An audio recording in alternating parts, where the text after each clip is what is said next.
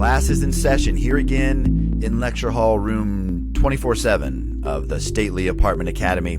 Today's guest is Jude Chiy, and Jude and I had a great discussion about the importance of resident engagement and how his application, Flamingo, helps promote events, schedule events, find service providers for the events. Really, by the end of this conversation, I was sold that this was a must-have application. If you don't have an appreciation for what it takes to host events and why they are important at apartment communities, you will by the end of this podcast. So, without further ado, class is now in session. All right, Jude, welcome to the Apartment Academy podcast. Thank you, Daniel. Excited to be on. So, Professor Chiy, before we get started, and I want to hear a little bit about your background, just let the audience know a little bit about just high level the value proposition for Flamingo. What is it that you guys do? I think first, Professor Chiy sounds like an evil scientist, but I love it.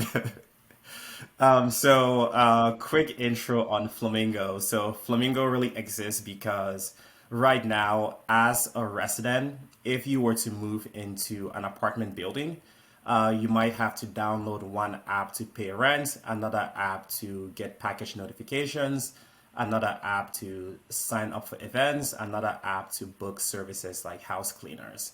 So what Flamingo does is we bring all those things into one place.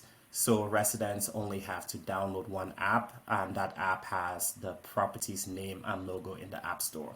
So just make things significantly easier for the residents. Got it. Now, Jude, you come from outside the industry, and as I've read, Flamingo didn't start as Flamingo. You had a bit of a pivot to get here. So tell us a little bit about your journey here to this spot. How did this idea arise? Yeah, so it's definitely a roundabout story. So in college, I was pre-med. So it was all about going into healthcare as a physician. So did all the pre-med courses, got an internship in Australia that I really liked.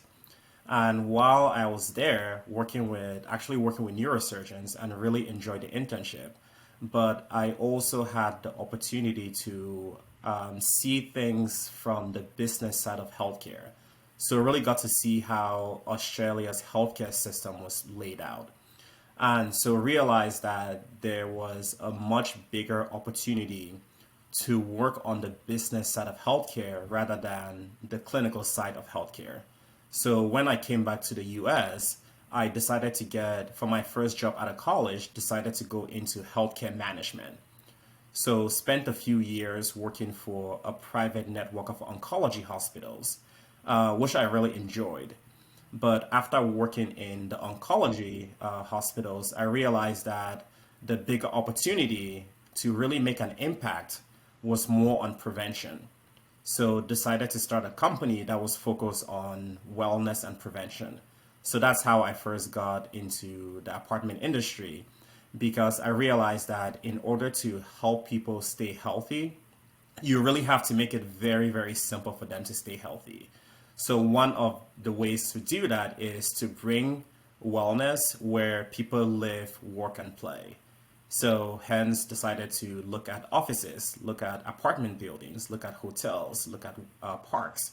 So ended up starting a business called Hello Healthy, where we would bring wellness, whether it's like fitness classes or nutrition, to offices and then apartment buildings. So once we started working with apartments, I realized that there was a much bigger opportunity in the apartment industry. So I actually ended up spending about 4 months just talking to property managers. So every single day I would wake up at 7, and then from 8 a.m. to about 5 p.m., I walked to every high rise in Chicago. So I had a little map where I would like map out every street that I've walked through. So stopped at every high rise apartment to talk to the property managers, to talk to the front desk, to talk to the residents. Really spoke with anyone that would listen. And then from there, really learned how challenging it is to be in property management. and everything that they have to do and how just difficult it is, both from the resident side, but especially from the property manager side. So that's really where Flamingo came from. And that's why, like, when we chatted earlier on my podcast, I mentioned that that's why I'm such like a big fan of what you all are doing, because it was all those things I learned from the property managers, how challenging and difficult the job is, and seeing like how technology could play into that and take over so many of the manual things that are done, or so many of those like challenging things that they have to know. So you and by the way, absolutely true. I mean, it's a very difficult industry. I've said it and will continue to say it numerous times. It's probably the most difficult industry that I know of. The volume of things that you need to do and accomplish, and the breadth of knowledge you need to have to do all those things. It's doesn't not receive the respect that it deserves as a profession for sure. So you had this intention to bring wellness into apartment buildings through classes, something along those lines, I imagine, and it broadened sometime along the way. Beyond that, Yeah, absolutely. So we started off very simply bringing fitness classes to their apartments. So we would get our fitness instructors to go teach weekly, bi-weekly, bi-monthly yoga classes, Zumba classes, boot camp classes. So did that, and then heard from the property managers like, hey, can you also do help us with events? So then we started offering events, mostly wellness events, because that's something that we were really passionate about. So it was typically as simple as, hey, let's do like a cooking 101 class. So let's show residents like how to make healthy meals. So we did that, and then the property managers asked for more. They were like, "Oh, can you also do this type of event as well too?" And we already had a lot of connections with our providers, so we then expanded to do a lot more events. Whether it's as expansive or as simple as a comedian to as expansive as a casino night. So did a lot of those types of events. And as we grew, things became more and more complicated. So then we decided to build our own app so we could manage our provider network. So make it easier for residents to sign up for the classes, whether it's a fitness class or an event. Because our providers were like, hey, I need to know how many people to expect for this class. So we were like, oh, let's have an RSVP system. So we built an app to track that so our providers could see how many people to expect for each class, and also for us to really get analytics. So we could show like, hey, by the way, 20 residents on average attend the weekly yoga class, and here are the people that attended. And then it was also to make it easier for our providers themselves to also do their job. So if a fitness instructor was sick, we added a feature to make it easy for them to request a substitute. So, hey, Joe, I'm sick, so someone needs to teach my class. So we added those types of features. And then as we did more classes, we needed to add more information to the app about the building itself. So information that our providers need to know, like, hey, if you arrive, you need to go to the front desk, drop off your ID, then go take the elevator to the fifth floor, turn right, and here's where the yoga studio is. And then the same thing too for the residents, we also needed to add information for them to know, like, this class, you need X, Y, or Z. So we added like a very basic like FAQ feature. And then we also then added a basic communication feature between our providers and the residents, or for the residents between themselves. So some of our clients saw the app and they were like, oh, this can help us with X, Y, or Z. Can you give us a version of that app that we can use? And then from there, we saw the opportunity like, hey, this is something that can be helpful for property managers as well for their own operations. So from there, it just kind of grew where we added more and more features, from integrations with the property management systems to integrations with keyless entry systems to announcements to really everything that the app is at the moment. So it was really just listening to what the property managers wanted, and then they could kind of see the value. And I'm guessing you were stepping into probably no incumbent kind of technology, probably not even a process. How often were you stepping into? They weren't offering these kind of events at all. Is that the majority of the time? So for some, they were already doing some of those events, but the big challenge for the property managers is um, every single thing that goes into an event. So for a property manager to do an event, you have to one find the person that can do, oh, actually one come up with the event idea. Like, hey, we want to do this type of event, and we want to do a fun event, not just a breakfast grab and go. And then you now have to find the person to do that event. Once you find the person to do the event, you then need to walk through all the logistics. And something that's really sounds simple but becomes really complicated is payment and liability. So for your local yoga instructor, in order to teach a yoga class at an apartment, they need to have something like a $1 million liability policy.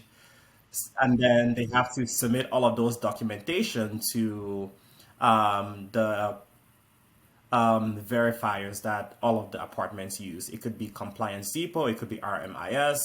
So for most properties, they had a lot of challenge with getting providers to do events because those providers were like, one, I do not have $1 million liability, so I'm sorry, I can't come teach your yoga class, or I'm not going to pay $100 to get verified by Compliance Depot so I can come teach one yoga class where you would pay me like $60.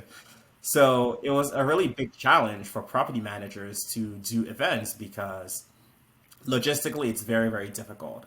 And then once that's, if they've cleared that barrier, then it's all of the other things that go into events, like making people, getting residents excited about the event, letting them know about the event, RSVPs, logistics. So all those things make it a very, very difficult process. And like we spoke about, property managers already have so many other things that they have to do. So they were doing events like fine.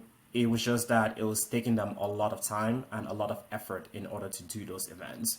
So what we heard a lot from the regional managers or from the VPs is that, hey, we have $1,000 budget for events every month, but our site teams are actually not doing those events because they just like don't have the time.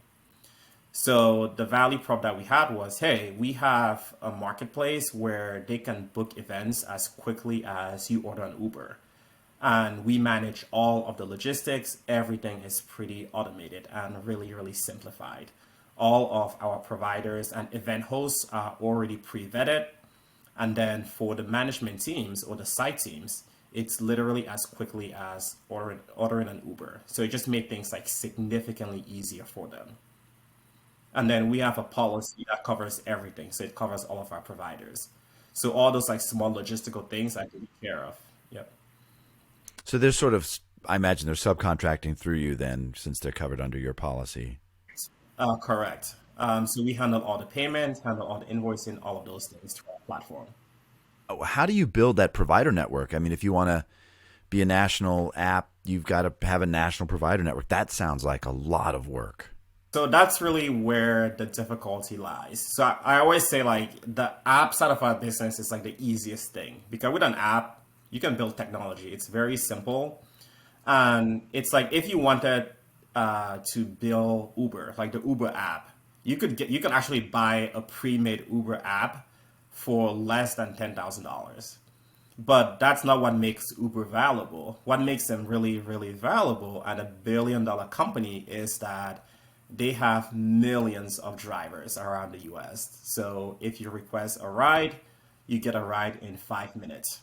So for us, that's really what we focus a lot of our time and effort on. We have the app that has a lot of awesome functionality, but the challenge is really finding the right providers because that's what has made our business. So we spend a lot of time and resources on that. We vet and interview every single person that we add to our platform, whether it's a caterer or whether it's a house cleaner or dog walker or a fitness instructor. So we meet and vet everyone. So that's really like the biggest challenge. But it's also for us like what we see as the biggest value. So if a property manager wants an event, they know this person is pre-vetted, they know everything is taken care of, and they know they are going to have a really, really awesome event.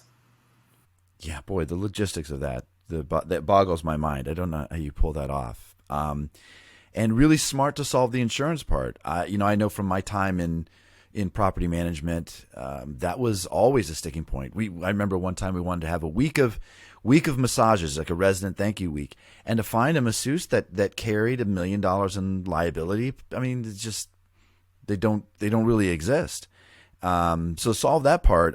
We shouldn't underestimate the importance of that piece of the puzzle that you're bringing to the table.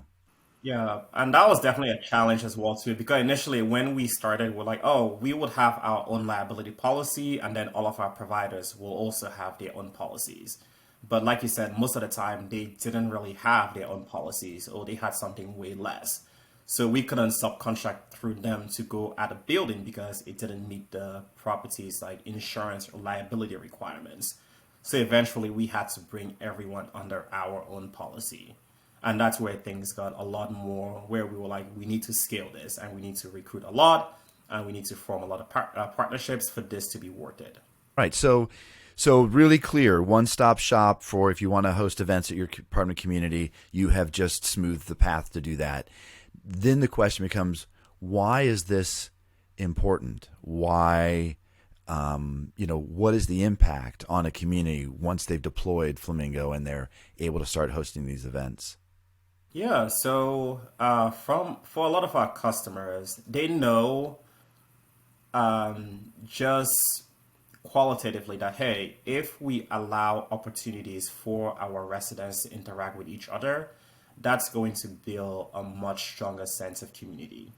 It's going to allow someone to feel like, hey, this is actually my home, not just a place where I come to sleep and then go back to work. And so that's a qualitative one. So a lot of properties already understand the value of and reasons like why they do events. So for us, we are very, very analytical. We want to go beyond, hey, we just kind of know offhand if you do events, your residents are going to be happier. We also want to know like how much happier are those residents going to be? How much more likely are they going to renew? So a lot of what we do is look at that data to see if the people that attend events are also the people that renew at a higher rate, and if it's also the people that generally leave higher resident satisfaction scores. We can show the second part, which is the people that attend events or the properties that do events on a regular basis are definitely the ones that have the highest resident satisfactions. It's a really cool correlation to see. And then you can also see it as well on some of those like external reference points. So whether it's like number of reviews they have or what their residents like say on all the different review sites. So that's one of the biggest reasons why properties like do events. Someone is most likely to leave a review after they attend an event. So it's just like little facts that we've like checked. Because for us, it's such a big value prop for us that we've really focused a lot on having data to show doing resident events leads to higher resident satisfaction, leads to a much deeper sense of community. The one that we haven't proven out yet, we have some qualitative data, but we don't have enough quantitative data yet to show how it correlates to higher retention. But we do see it qualitatively. Like we see through like resident surveys where residents are like, oh my God, I love the events here. I'm going to renew because I want to keep attending Mary's yoga class. We've actually heard that. So I've heard someone say they renewed because they wanted to keep attending the yoga class that they have been attending for the last like 6 months, and they really like the instructor. So we look at all of those things to qualify how impactful the events are. So, but the one that I really want to be able to show in the next like year and a half is more the quantitative part of it. So how events correlate with higher retention and renewals. So I understand. I understand. I think philosophically, look, we believe that happier residents will stay and live there longer, will renew more often. What is the motivation that you hear most often from your clients? Why are they adopting Flamingo? Is it retention first? Are they trying to distinguish themselves in the market? Are they trying to compete? Or is it that they believe, as you do, that residents will stay longer if they have Flamingo in place? Yeah, I definitely think it's like a mix. We see different reasons why, but I would say about 85% of the time, they do it for retention. So different, if you speak with different people at different levels, they say different things. If you speak with a site team member, the majority of the time, and when I say majority, I mean like 90% of the time, they say, hey, we are doing this to increase resident satisfaction, because that's what they think about, which makes sense. If you speak with the regional or with the VP or with the owner, for them, they say retention. Like that's why they are doing it. And for the ownership, it makes sense. Like ultimately, it's great to focus on resident satisfaction or community, but at the end of the day, they are looking for actual business metrics, so actual NOI. And at the end of the day, the North Star metric for most owners is NOI and then retention, because retention is direct revenue. Have you learned anything that surprised you in working with the management companies? What classes, what events are most popular? Which ones are most impactful? Anything to share with listeners if they want to do one thing from an event standpoint that would have an impact on the community? Yeah, so I'll say less the type of event and more how to run an event. So most times the site teams or everyone focuses on the event itself and less on the logistics. The most important thing we have found to lead to event success is marketing. And the example I always give is that Coke has been around for over 100 years, but they spend about 2 billion, actually I think more than 2 billion per year in marketing. And pretty much everyone knows Coke, but they still spend so much on marketing. So for property managers, the biggest mistake that I see is they don't spend nearly enough time on marketing the events that they have. So if you do an event, a lot of times they schedule an event, send out 2 or so emails to the residents, and then add a flyer to the elevator, and that's like it. If you really want to have impactful events, you have to go all in on marketing. Like you have to get every single resident excited and talking about that event, and it takes a lot of time. I forgot what the stat is for how many marketing messages people get every day. Even though they are your residents, they don't see the email that you send them. They get on the elevator, they don't see the flyer in the elevator just because you think it's there. So my advice to property managers, spend maybe 25% of the time on the event logistics and all of that, and then 75% of the time on marketing your event. It will completely flip how you think about events and completely change the impact that your events have. Wow, I hope our academy students are paying attention and taking good notes, because that is the tip of the day. Okay, so I think if anybody's paying attention, they're probably convinced right now that resident events are important and impactful. Share a little bit what makes Flamingo different. There are other, resident portal event type applications out in the wild. What makes Flamingo better, different?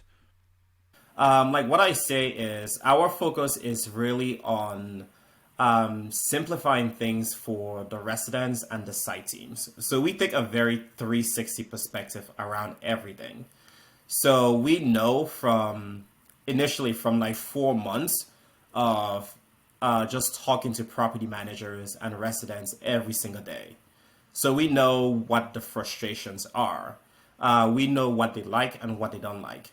And then we have done thousands of events, like thousands of events. So we know what makes an event successful. And a big emphasis for us right from the beginning was really having a lot of data around everything. So everything from the best times to do an event, to the types of events, to the description that you put in the event. Like one of the key parts of our company from the beginning was like fitness classes. everyone says they want to work out, but actually getting someone to show up is very, very challenging. So we had to look at every single part of the experience, from the messages that someone might receive to the sign up process to really everything. And the smallest things put people off. If you describe a class as XYZ yoga class, very different than if you say beginner yoga class.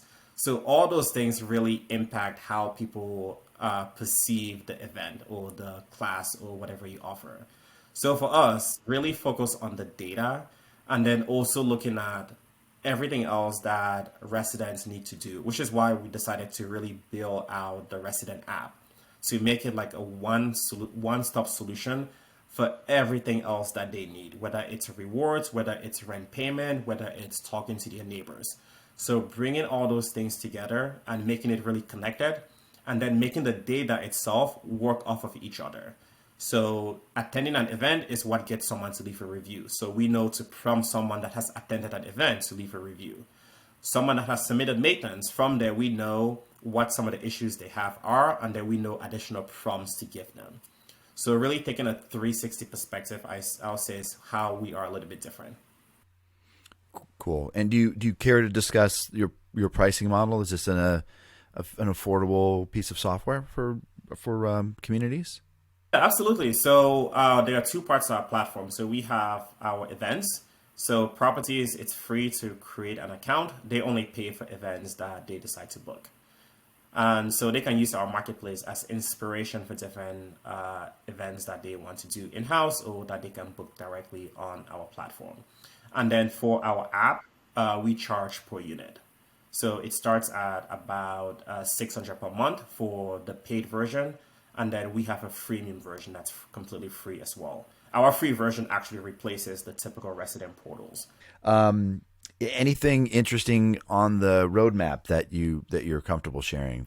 Yeah, so one of our really cool new releases is verifying for renters insurance. So a huge part of our platform is really automating like a lot of tasks that are very manual, whether it's amenity reservations or whether it's insurance verifications. So one of the big challenges for property managers, that's something that's extremely manual, is how they verify renters insurance. So right now, if you are moving into an apartment, you have to submit proof of renters insurance.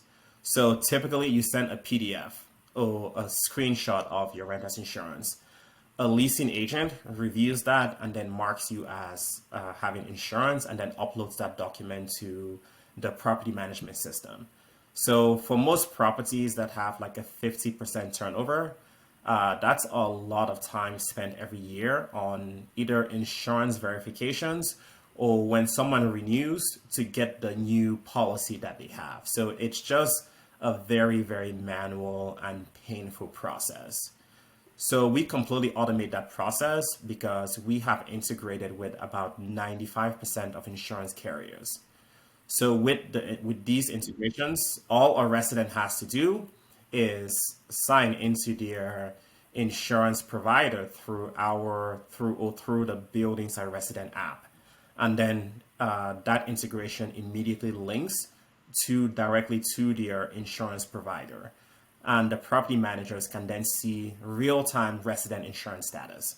So it's actually real time. The issue is, as a resident, I can send you a PDF of my renter's insurance and then immediately cancel it. So you think I have renter's insurance, but I do not.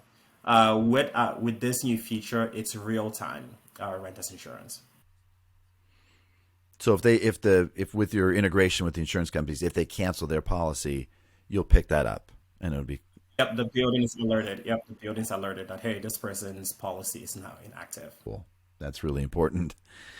Well, anything else that about the application we should know that we haven't had a chance to talk about? I don't think about our app in particular. I think more for where the industry is going. Like some of the things that we really see that are misses is a lot of property managers and operators are not thinking about their resident experience from like a cohesive perspective. So what we found is that a lot of property managers and operators add technology just like left and right without thinking about like the whole experience as a whole.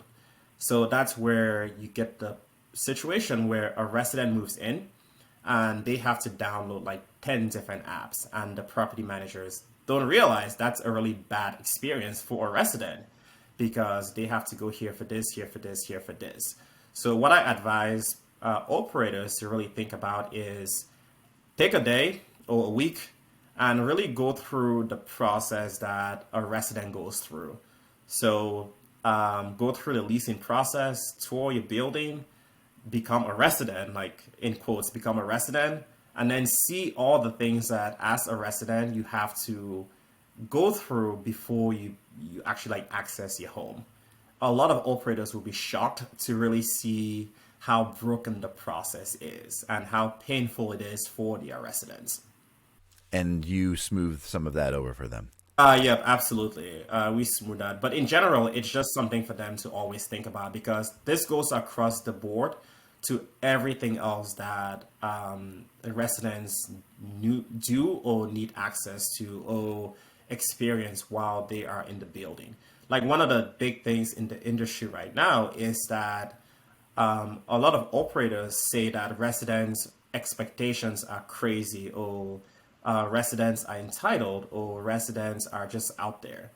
I say that's maybe true, but the issue is that residents are now comparing their experience to other companies. So it's the Amazon, I always say this, like it's the Amazon effect. So a long time ago, if you ordered something and the shipping time was like 2 weeks, you didn't bat an eye. You were like, oh yeah, 2 weeks, I'll just wait and get it.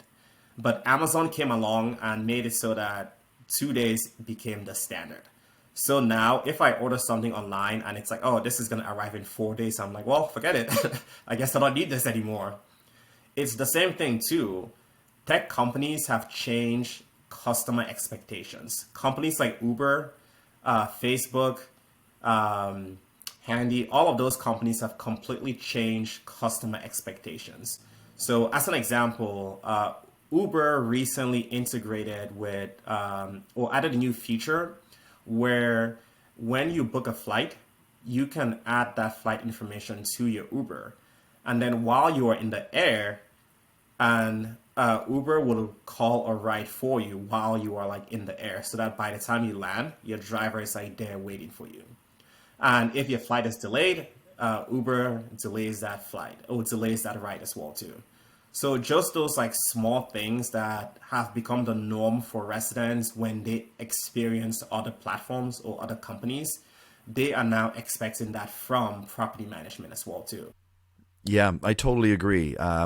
We see that same trend. You have the rise of international and now international management companies like Greystar, or large national companies like Pinnacle, Bozzuto, who are really have the resources to really raise the bar in terms of the level of services that they're providing and the attention and level of professionalism that they bring to sometimes has been kind of a very looked down upon industry, and everybody has to raise their game now because residents are aware of that. Technology's played a role for sure. It makes it easier for smaller operators to give that same level of experience.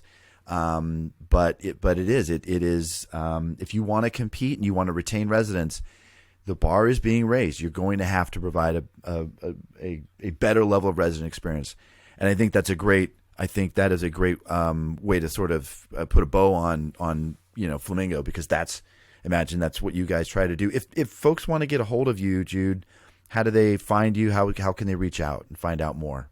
Oh, so pretty simple. Getflamingo.com, or you can send me an email, jude.chiy@getflamingo.com. Well, that's a wrap on today's elbow patch festooned professor of multifamily science. Thank you for logging in and listening today. If you've enjoyed these podcasts and you feel like your management company could use a little advice from some of the professors here at the Apartment Academy, then go to our website, apartmentacademy.com, and click Help Me. We'll send you a questionnaire and provide individualized responses to your answers at no charge.